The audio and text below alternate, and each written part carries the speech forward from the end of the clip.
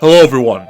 Let's just cut to the chase. You guys have probably been asked by somebody with a really high school degree to rank something on a scale of 1 to 10. Let's take pain as an example. The medical doctor comes in and is like, on a scale of 1 to 10, how do you rate your pain? 1 being you're barely hurt at all, to 10 being you're about to die hurt, blah blah blah, that shit.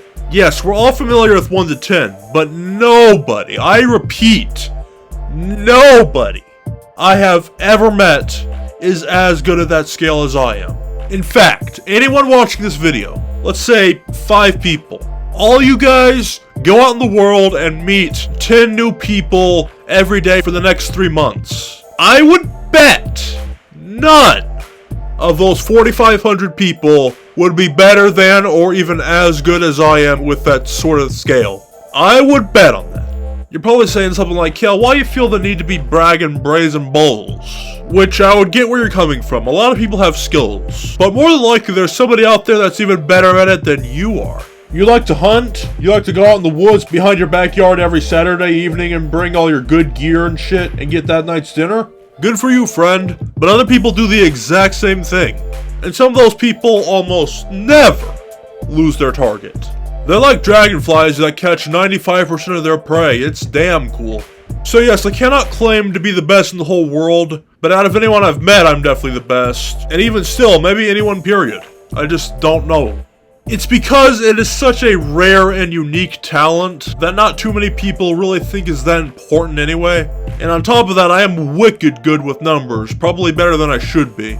What helps the most is having something to compare whatever you are trying to give a number score out to with something else. You see, I myself have been playtesting video games for nearly 7 years now, over 700 games, and each one of them has something from 1 to 10.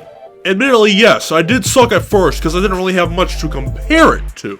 But since then, I have studied up on the IMDb system, my most preferred rating board in the whole world. I like them the most because they're not actually strictly professional critics, they are the overall audience. Critics that review movies for a living usually see so many to the point that it makes them go numb. Like, my love of God, no more movies. That's basically what they've said when they've seen 1/10 of what they've already seen.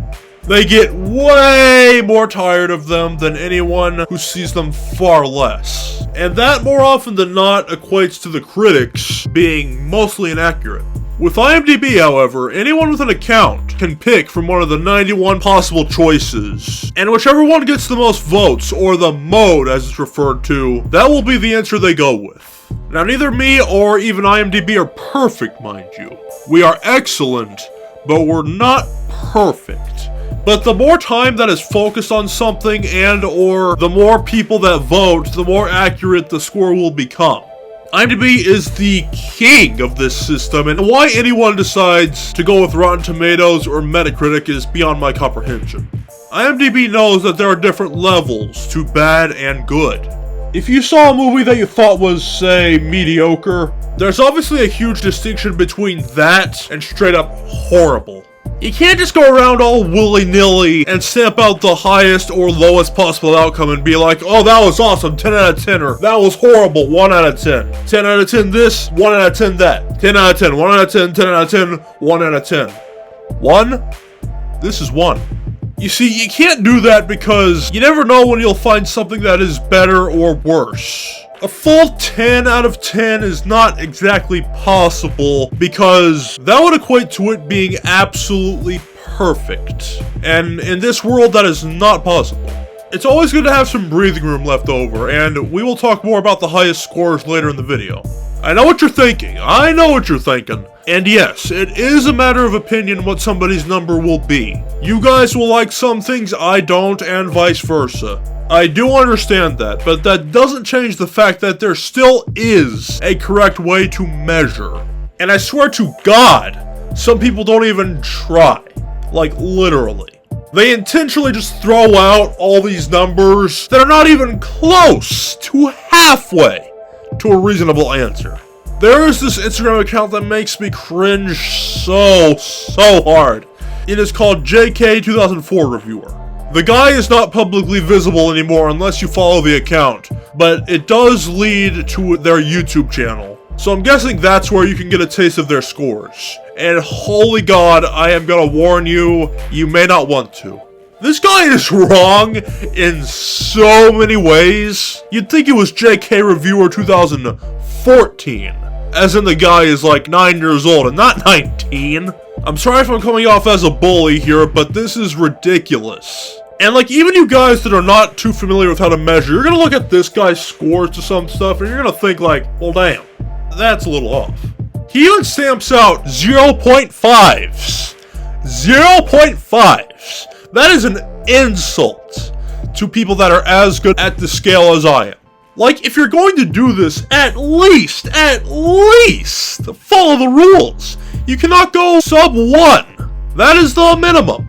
And now is the part of the video where I explain that it is a 1 to 10 scale, not a 0 to 10 scale. A few family members have stamped out 0 out of 10 in front of my face in the past for the reason of pissing me off and absolutely nothing else. Now, I know for noobs like you guys, it's easy to get confused and like you're gonna be thinking, well, if we're doing decimals, then why can't we do like 0.7 or 0.3? Shouldn't those be possible outcomes? Why begin with number 1? I mean, there is 0. Anything less than that would not be possible though, and it is pretty easy to understand why. Like, very simple. You see, from 1 to 10 you have 10 different numbers. The first 5 being something you do not like, and the other 5 being something you do like. Both sides are perfectly even, at least when it comes to base numbers. And if we were to go to the line that splits the good and the bad, like the very line that divides the universes, I would have to put it in between 5.9 and 6. Although technically it's not always exact. And if anything, things in the lower 6s can often feel mediocre, just like 5 would be. But we're just going to be figurative. If we take like one step in both directions, the opposite of 6.1 would be 5.8. 6.2 would be 5.7, and so on. The greatest things mankind has ever created are probably marked as like 9.6, not full 10 because like I said earlier, breathing room is needed.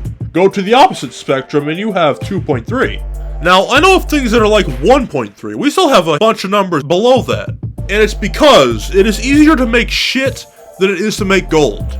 And so, quite frankly, when it comes to something like this, it's easier to be bad than it is to be good. Therefore, giving a little bit more side over to the negative spectrum. If something truly is awful enough, it can reach 1. So that would have to be the minimum. It would have to. If 0 out of 10 was an answer, then the opposite of that would be like 11.9 out of 10, which obviously does not exist. So there's your answer. However though, with all those things stated, you can probably tell that I'm pretty skilled with this sort of thing. But there is a phenomenon that mystifies even experts such as myself. And there is a name for people that are wickedly awesome at that, like I am. Probably should have mentioned this earlier in the episode, but the word is Magam-Bapu, which is actually an acronym for all 10 categories going from best to worst. If IGN did anything right, it's giving the correct terms, and I can tell you which word each letter means in the description. But the thing that mystifies me is that there is a homebrew film made by somebody who was drugged up the ass, and it has no legitimate plot, and it is so disgusting and disturbing, it might be breaking some records of awful.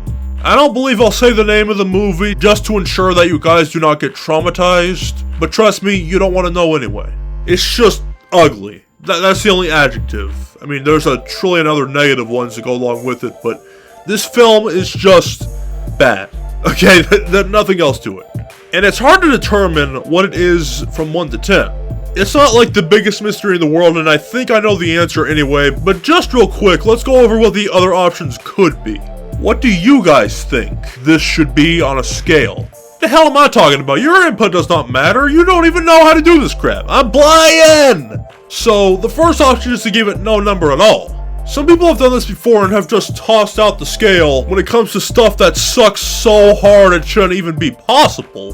However though, I don't believe that would be the correct approach because if it does exist, it needs to have a number. Just simply giving it no score at all means it's not real. No number means no existence, and even figuratively, decimals are numbers. Which leads us to our second option, we give it a 0.9. At this point, you know that this shit right here is the worst thing that humans have ever created and ever will, and you're gonna go ahead and dedicate a whole category to it and it only. There's this myth of things with less than one being known as satanic, meaning that it is so gosh damn horrible, it has to do with the devil.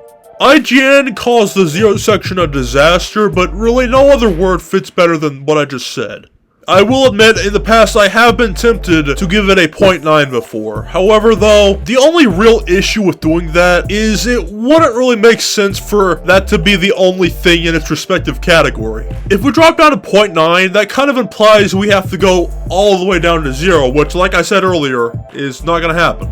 This leads us to our final option, and the one I believe would be correct. You give it 1 out of 10 anyway.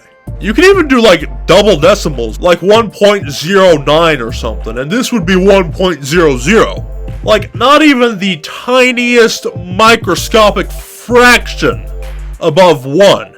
It is just plain 1. It's kind of like how people can't imagine things that do not exist. Like faster than light or narrower than a Planck length. You can think it, but that's only in your head, not real. Same thing applies to the scale. It caps at 1 no matter what. This would mean that if the underworld hellish crap was real, which I'm having really high doubts, but if a place many times more bad than what is even possible on Earth were real, it would still be 1 out of 10. Because that is simply just the minimum. So yes, it does kind of suck that 0 is never used, but it wouldn't really work, you know what I mean? You can let me know what this episode was on a scale of 1 to 10. But unfortunately, it has to end right now. So that was this episode, but I'm more than happy to see you next time. So I will see you then. Goodbye.